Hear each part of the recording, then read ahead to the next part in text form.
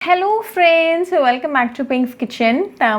இன்னைக்கு நம்ம தைம் ரசம் எப்படி செய்யறதுன்னு தான் பார்க்க போறோம். இது ரொம்ப ஒரு ஹெல்தியான ரெசிபி. உங்களோட இம்யூனிட்டியை நல்லாவே பூஸ்ட் பண்ணும். ரொம்ப ஈஸியா பண்ணிடலாம். ஸோ இந்த ரெசிபியை பார்க்கறதுக்கு முன்னாடி இதுக்கு தேவையான பொருட்கள் என்னென்னு பார்த்துட்டு வந்துடலாம்.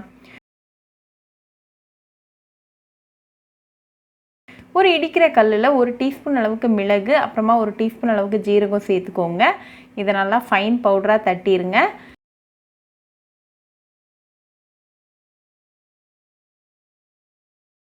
இது கூட ஒரு 10 பல்லு பூண்டு, கொஞ்சமாக கருவேப்பிலை இலைகள், அப்புறமா ஒரு பச்சை மிளகாய் சேர்த்துக்கோங்க.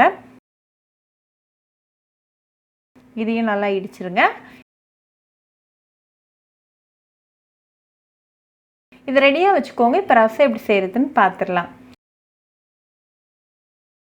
ஒரு மண்பானையை சூடு பண்ணிக்கோங்க. அதில் 1 டீஸ்பூன் அளவுக்கு எண்ணெய் சேர்த்துருங்க. எண்ணெய் நல்லா காஞ்சதும் 1/4 டீஸ்பூன் அளவுக்கு வெந்தயம், 1/4 டீஸ்பூன் அளவுக்கு ஜீரகம், 2 காஞ்ச மிளகாய், கொஞ்சமாக கருவேப்பிலை இலைகள், ஒரு சிட்டிகை பெருங்காயத்தூள், 1/2 டீஸ்பூன் அளவுக்கு ட்ரை தைம், நம்ம இடித்து வச்சுருக்கிற அந்த இன்க்ரீடியன்ட்ஸ், 2 பழுத்த தக்காளி பொடிசாக கட் பண்ணது, 1 டீஸ்பூன் அளவுக்கு உப்பு, அப்புறமா 1/4 டீஸ்பூன் அளவுக்கு மஞ்சள் தூள் சேர்த்துக்கோங்க. இதை நல்லா கலந்து விட்டுருங்க. தக்காளி நல்லா மசிஞ்சு குக் ஆகிற வரைக்கும் நல்லா கலந்து விட்டுக்கோங்க.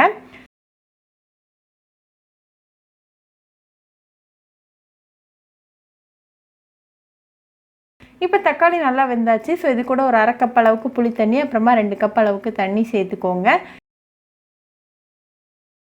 இதையும் நல்லா மிக்ஸ் பண்ணி விட்டுருங்க. இது லைட்டாக கொதிக்க வரைக்கும் நம்ம வெயிட் பண்ணலாம். இப்போ லைட்டாக கொதிக்க ஆரம்பிச்சிருக்கு. ஸோ ஃப்ளேம் ஆஃப் பண்ணிட்டு கொஞ்சமாக கொத்தமல்லி இலைகளை தூவிடுங்க. இப்போ நமக்கு சுவையான தைம் ரசம் சூப்பராக ரெடி ஆயாச்சு. இது நல்லா சூடாக சாதம் கூட சர்வ் பண்ணி உங்கள் ஃபேமிலி அண்ட் ஃப்ரெண்ட்ஸ் கூட என்ஜாய் பண்ணுங்கள்.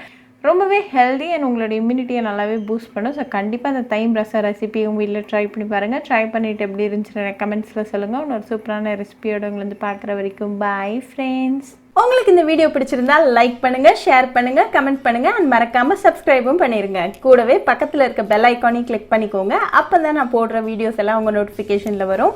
உங்களுக்கு ரெசிபிஸ் இங்கிலீஷ்ல பார்க்கணும்னா பிங்க்ஸ் கிச்சன் சேனலை பாருங்க. சேனலோட லிங்க் நான் அந்த டிஸ்கிரிப்ஷன் பாக்ஸ்ல கொடுக்குறேன். மறக்காம செக் பண்ணுங்க. இன்னொரு இன்ட்ரெஸ்டிங்கான ரெசிபியோட உங்களை வந்து பார்க்குற வரைக்கும் பாய் ஃப்ரெண்ட்ஸ்.